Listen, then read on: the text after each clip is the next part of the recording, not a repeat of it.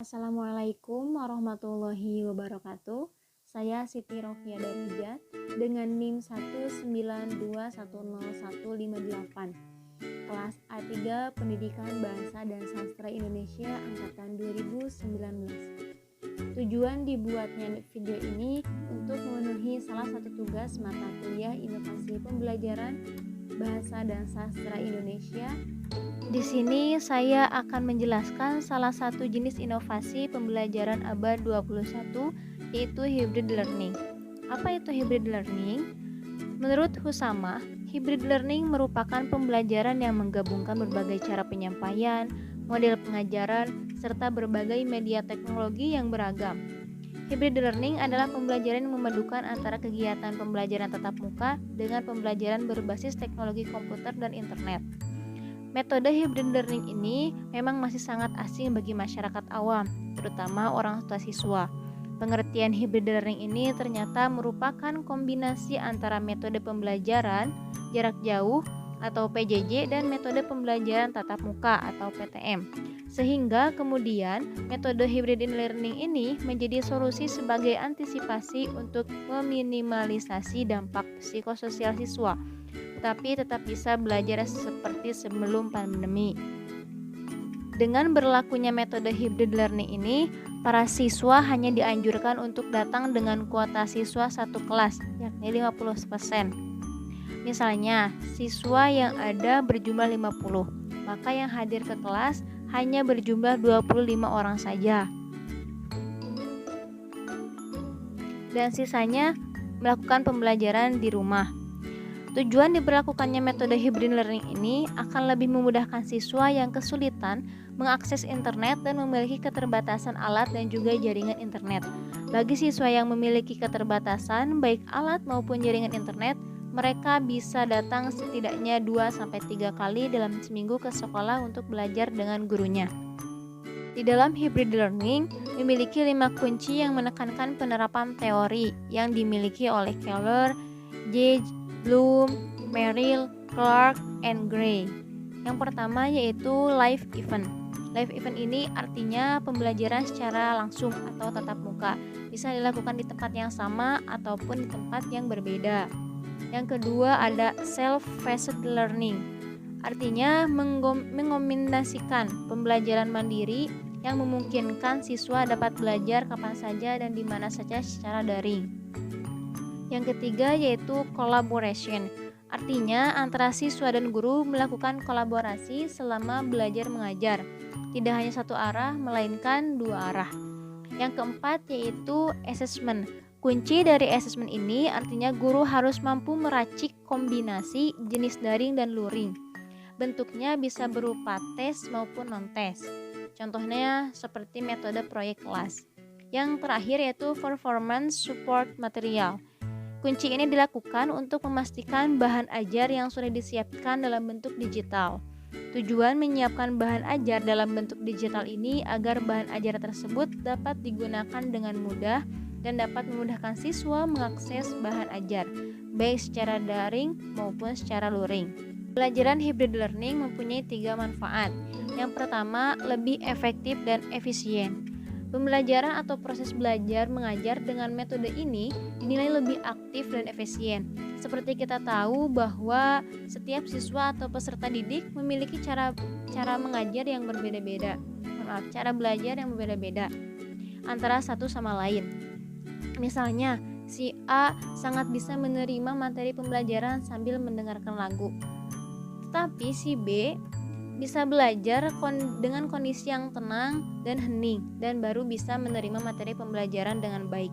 Perbedaan cara belajar ini tentu tidak bisa dipukul rata ketika proses pembelajaran mengajar di satu kelas. Oleh sebab itu, diberlakukannya metode hybrid learning ini dinilai membantu siswa dengan perbedaan karakter. Dengan metode yang berbeda tersebut, maka pembelajaran hybrid learning ini dinilai lebih efektif dan efisien karena menyesuaikan karakteristik siswa masing-masing.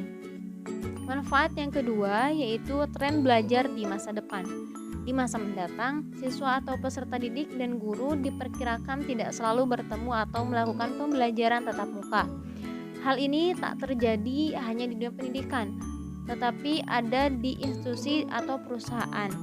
Ini akan terjadi karena metode hibrid, baik hybrid working maupun hybrid learning. Namun, pemberlakuan metode hibrid dan masuk hybrid learning ini membutuhkan berbagai ragam kelengkapan baik teknologi dan fasilitas yang memadai. Yang ketiga yaitu mendukung pengembangan keterampilan digital peserta didik atau siswa dan pengajar. Dengan diberlakukannya metode pembelajaran hybrid learning, diharap mampu meningkatkan keterampilan digital dan teknologi baik siswa atau peserta didik maupun gurunya dalam proses belajar mengajar. Di kemudian hari, kemampuan dan keterampilan ini bisa dipergunakan di dunia yang lebih luas lagi. Dalam pembelajaran hybrid learning ini mempunyai beberapa kelebihan. Di antaranya yang pertama yaitu membuka kesempatan bersosialisasi. Kelebihan pertama dari metode ini adalah bisa membuka kesempatan untuk bersosialisasi. Sebab ada kegiatan pembelajaran tatap muka meskipun dalam 1 minggu itu tidak penuh. Saat masuk ke kelas dan bertemu dosen atau guru secara langsung, maka akan membuka kesempatan untuk bersosialisasi, bertemu secara langsung, berinteraksi secara langsung, dan kemudian bisa melakukan lebih banyak hal selain dengan orang di rumah. Bersosialisasi ini mengasah keterampilan hidup bersosial dan bagus untuk psikis. Kelebihan yang kedua yaitu pemahaman materi lebih baik. Meskipun di dalam pandemi seperti ini tidak bisa belajar secara tatap muka, maka dengan hadirnya teknologi ini bisa menjadikan siswa lebih baik dalam memahamkan sebuah materi yang diajarkan oleh guru atau dosen. Kelebihan yang ketiga yaitu tetap memanfaatkan teknologi, di mana Indonesia sendiri memang masih ketinggalan dengan negara lain dalam pemanfaatan teknologi di dunia pendidikan. Namun sejak pandemi, pemanfaatan teknologi semakin mudah dan terlaksana dengan baik. Poin yang keempat yaitu memberikan penyegaran. Setelah nyaris 2 tahun penuh menjalani pembelajaran daring yang tidak hanya panen keluhan, namun juga mulai terasa jenuh. Adanya kebijakan baru yakni diterapkannya pembelajaran tatap muka terbatas atau blended learning tentu menjadi kabar yang baik. Metode pembelajaran ini bisa menjadi penyegaran agar peserta didik dan tenaga pendidik bisa menjalani rutinitas normal datang dan pulang dari sekolah atau kampus. Yang terakhir yaitu meningkatkan kualitas kesehatan fisik dan mental. Metode ini juga bisa membantu meningkatkan kualitas kesehatan fisik dan mental, sebab tidak hanya duduk di rumah selama mengikuti kelas, namun juga sesekali ke sekolah dan aktif bergerak menuju ke kelas-kelas. Bertemu dengan teman sekelas dan tenaga pengajar memberi sensasi normal, dan hal ini bagus untuk kesehatan mental agar tidak mudah stres dan tertekan. Namun, di balik poin kelebihan pasti ada poin kekurangannya dalam metode hybrid learning ini. Beberapa kekurangan pembelajaran metode ini diantaranya yang pertama yaitu tuntutan lebih pada peran orang tua. Meskipun tetap melaksanakan PTM, dalam beberapa hari selama 1 minggu tetap ada masa peserta didik belajar di rumah mengikuti pembelajaran daring. Sehingga selama belajar di rumah, peran orang tua tetap dibutuhkan, terutama untuk siswa sekolah dasar. Kekurangan yang kedua yaitu mengalami kesulitan dalam mengatur jadwal belajar harian. Kegiatan pembelajaran yang biasanya secara online kemudian berubah sesuai dengan shift masuk ke sekolah. Model pembelajaran ini kemudian bisa menciptakan kesulitan dalam mengatur jadwal belajar harian, sehingga perlu disiplin tinggi dan fokus yang tinggi juga agar bisa mengatur jadwal dengan baik. Yang ketiga yaitu masih bergantung perangkat dan jaringan internet. Ini fokus yang paling utama. Saat belajar di sekolah, maka tidak perlu bergantung pada kondisi perangkat seperti komputer dan jaringan internet karena sudah disediakan. Namun jika sudah waktunya belajar di rumah, maka masih sangat bergantung dengan dua aspek tersebut. Maka ada kalanya pembelajaran menjadi kurang efektif dan bahkan susah diakses, terutama oleh peserta didik yang jaringan internetnya masih sangat buruk. Yang terakhir yaitu kesulitan menyusun metode pembelajaran. Kekurangan ini yang dialami oleh tenaga pendidik lainnya yang tentu mengalami kesulitan dalam menyusun metode pembelajaran. Bagaimana caranya supaya materi bisa disampaikan dengan baik, menarik, dan bisa diakses secara merata oleh seluruh peserta didik?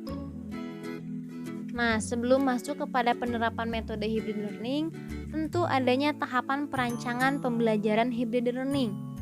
Perancangan pembelajaran ini meliputi 3 tahap. Yang pertama, perencanaan program. Perencanaan program meliputi analisis instruksional dan analisis kemampuan awal peserta didik, serta karakteristik peserta didik dengan tahapan sebagai berikut.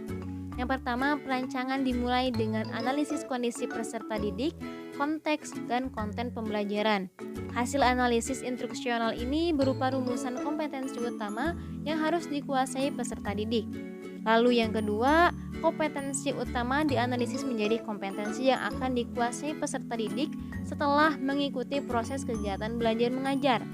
Kompetensi yang akan dicapai harus dituangkan ke dalam RPP. Tahap yang kedua yaitu pengembangan dan implementasi. Pengembangan bahan penunjang program hybrid learning ini dan implementasinya dilakukan dengan tahapan sebagai berikut. Yang pertama, pengembangan RPP, yang kedua, pengembangan bahan ajar, yang ketiga, pengembangan bahan ujian, yang keempat, pelaksanaan. Lalu, tahap berikutnya yaitu evaluasi. Pelaksanaan evaluasi meliputi beberapa hal berikut.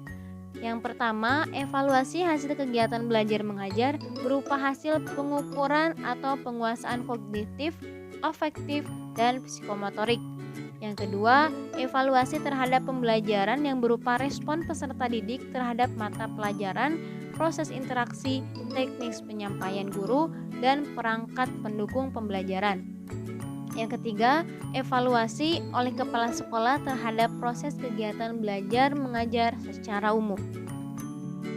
Pembahasan yang terakhir yaitu contoh penerapan metode hybrid learning. Yang saya ambil yaitu tipe Synchronous Virtual Collaboration, yang artinya salah satu format pengajaran yang bersifat kolaboratif yang melibatkan interaksi antar guru dan siswa yang disampaikan pada waktu yang sama. Aktivitas ini berbasis teknologi. Misalnya ada siswa yang di rumah, ada juga siswa yang di kelas. Seperti yang sudah dijelaskan tadi. Contoh penerapannya misalkan kita absensi melalui Google Formulir, memanfaatkan Google Formulir.